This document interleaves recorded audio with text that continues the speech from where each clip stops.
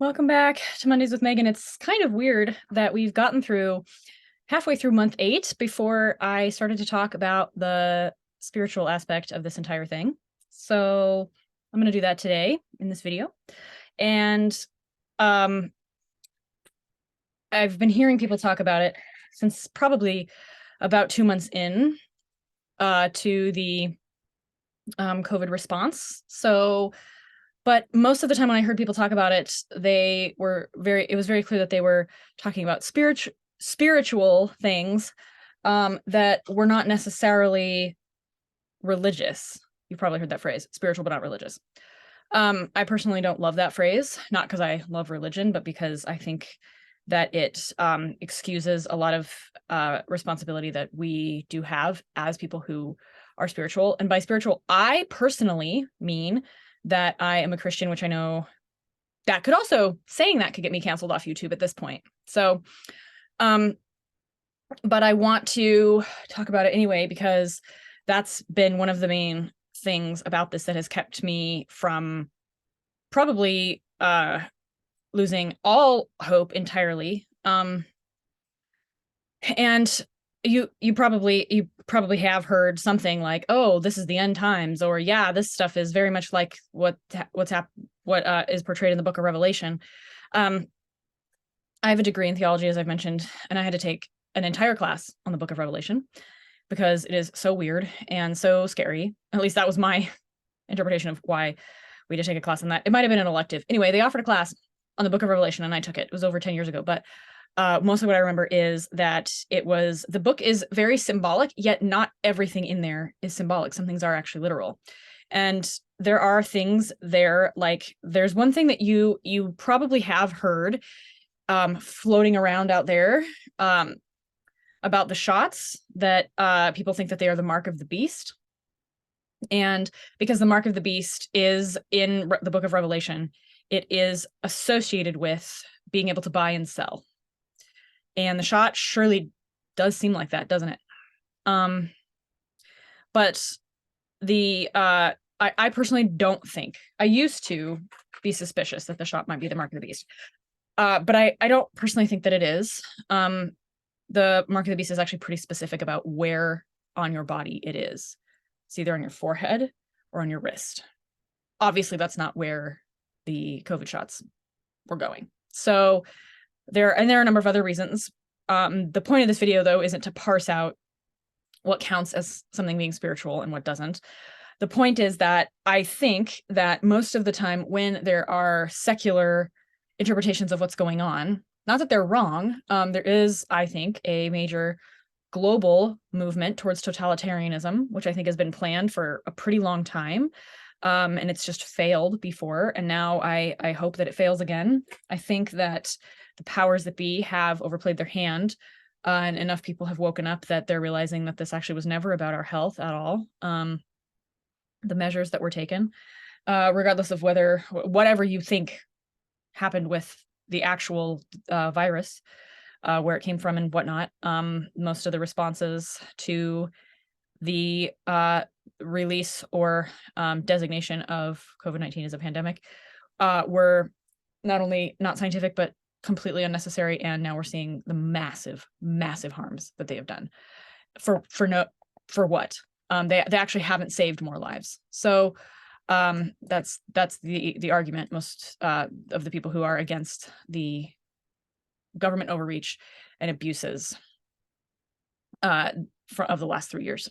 So, and it has been almost 3 years, guys. So just for a little perspective, I think, they want your sense of time warped to think that we just got into this. 3 years is completely unacceptable for this.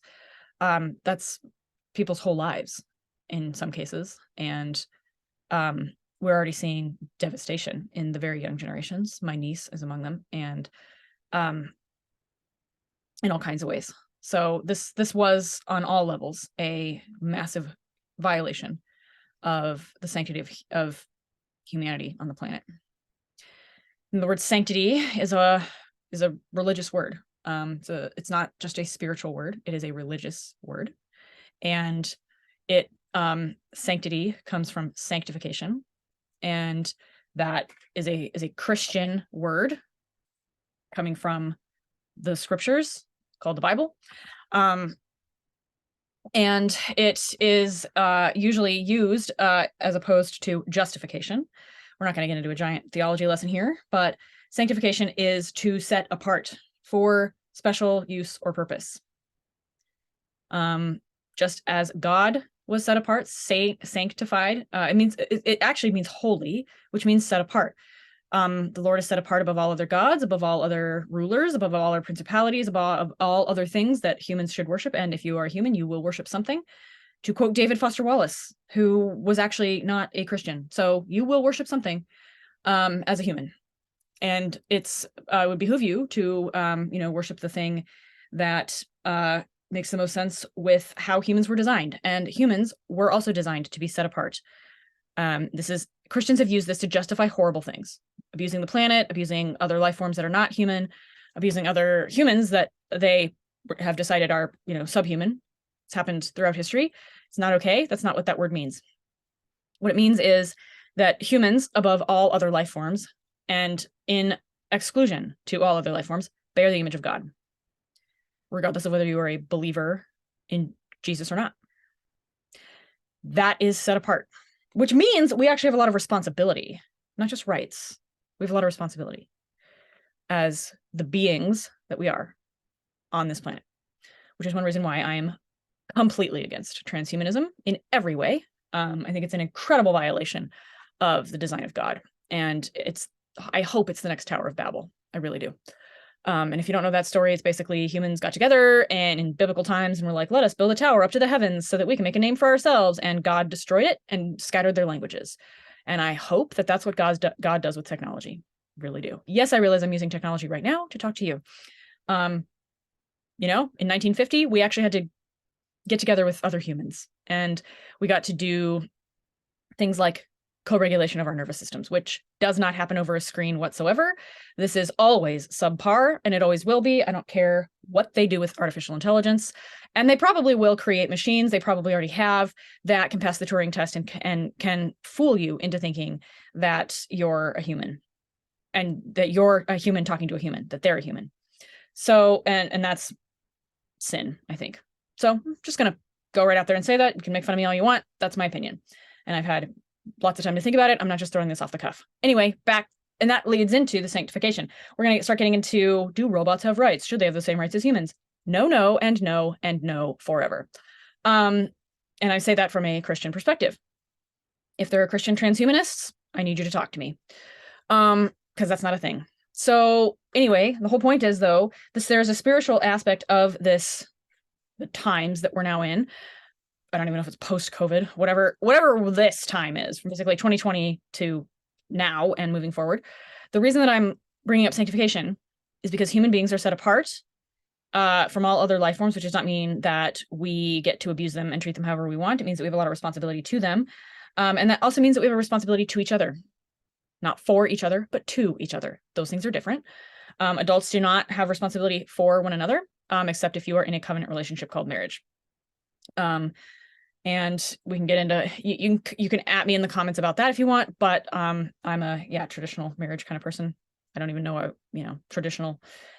Anyway, whatever, that's another thing. The whole point is being responsible to each other as human beings is something that should be built in, and was at one point built in, I'm told, to the social fabric of our societies. It is no longer, and that is absolutely devastating. And I think it's not because of COVID, because the response to COVID wouldn't have even been able to happen had we maintained the reverence, not worship, but reverence for each other as sanctified beings, as image bearers of God in the first place. We would not have allowed such damaging, destructive, unnecessary overreach that is still continuing. We would not have allowed one another to abuse each other in the name of public health. We know that's not a thing, and that actually was never the goal. So the spiritual aspect of this it can be debated. There are multiple aspects of this, and you can have spiritual thoughts about this without being a Christian. That's not the issue. But from my perspective, the spiritual aspect is actually the biggest one. And that is how this fight against totalitarianism and against the degradation of humanity by humanity, which has to do with technological advancement as well as how governments are treating people around the world. We're not going to win if we do just the what I call mechanics of this fight, which is what is in the physical realm. We certainly need to. We certainly need to resist the way we have been. And I really wish people had started sooner, but because it's just a whole lot harder now. But I am very glad to see that there is massive resistance and stuff is even starting to get into the mainstream. So that's kind of amazing and a little bit suspicious. But anyway, but I think that if we had held each other in reverence, and again, reverence and worship are different. So we are not to worship one another at all. You're not even your spouse are you to worship. That'll screw up your marriage real fast. But as beings on the earth, the only other beings on the earth that bear the image of the one true God, if we had had that as first and foremost in our mind, we wouldn't even be in this mess. We would just reject anything that does not respect that image. And the first part of that, the first part is free will. It's not safety. It's not the government will take care of you. It's not somebody else is responsible for your health. It's free will. Jesus Christ died to protect free will and so many more things. But that is the most important aspect, I think, of this whole being human thing. It's tied, though, I'll say, with capacity for relationship. Because what is the point of having free will if you're the only person around? And by free will and freedom, I don't mean being able to do whatever you want. That is the worst kind of bondage, I would actually say. Freedom to choose, though, is part of the sanctification process of being a human, because as you pursue sanctification by following Jesus, in my case, your choices are sanctified. You no longer want to do whatever you want. You want to do what is the highest good, and good being defined by God, not by you, for yourself and for other people. That always looks like laying down your life in metaphorical and sometimes physical terms. Always.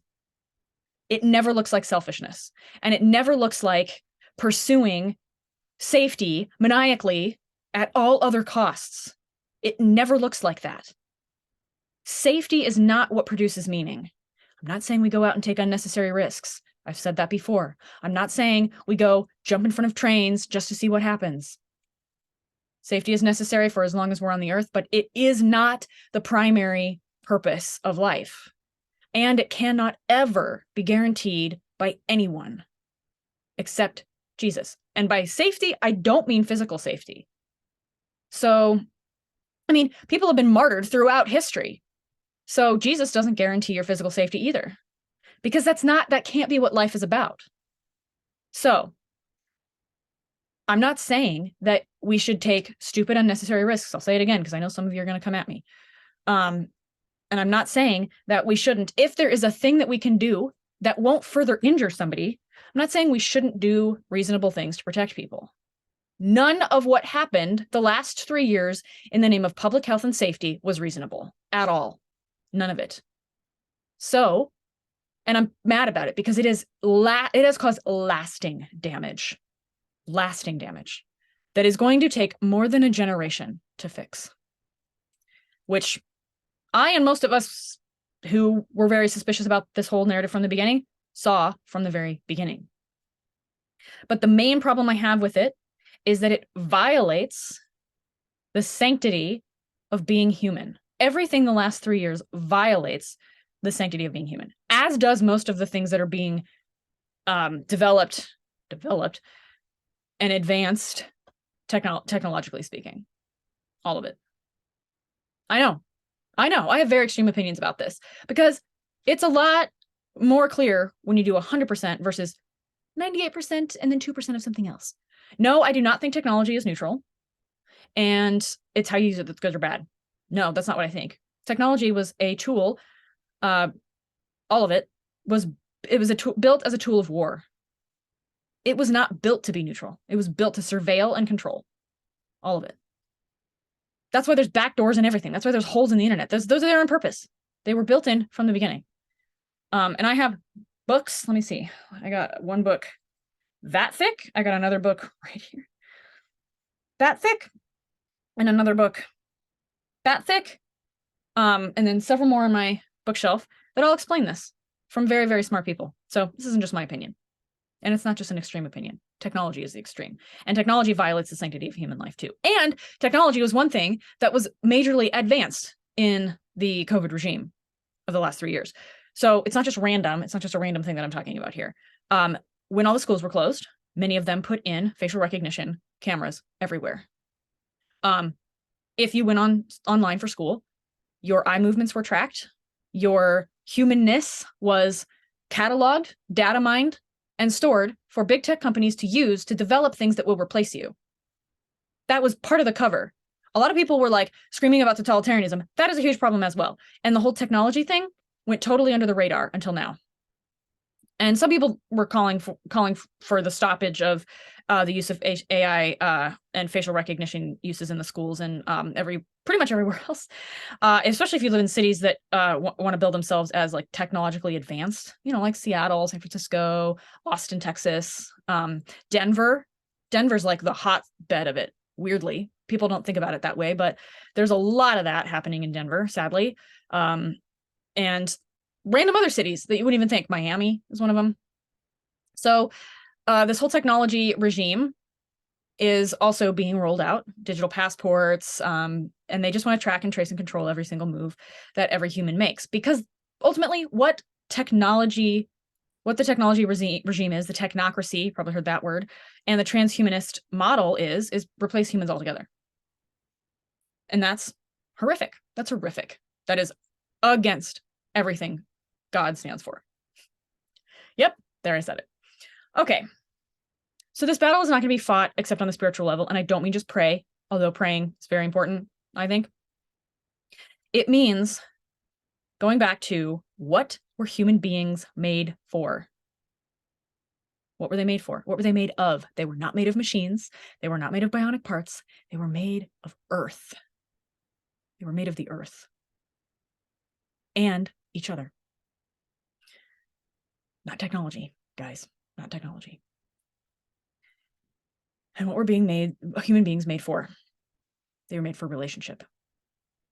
Unending relationship. I said in the last video, the things that make life meaningful are things that last forever. And the only thing that lasts forever, besides Jesus Christ and the Godhead, the triune God of the Christian Bible, are people.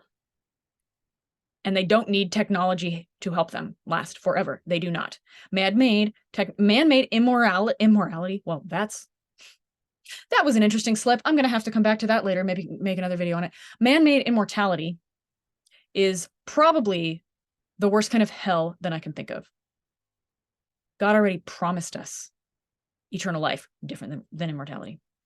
And it's basically just like the Garden of Eden all over again. The snake says, did God really say? God's holding out on you. No, we do not need to upload our consciousnesses to the cloud in order to live forever.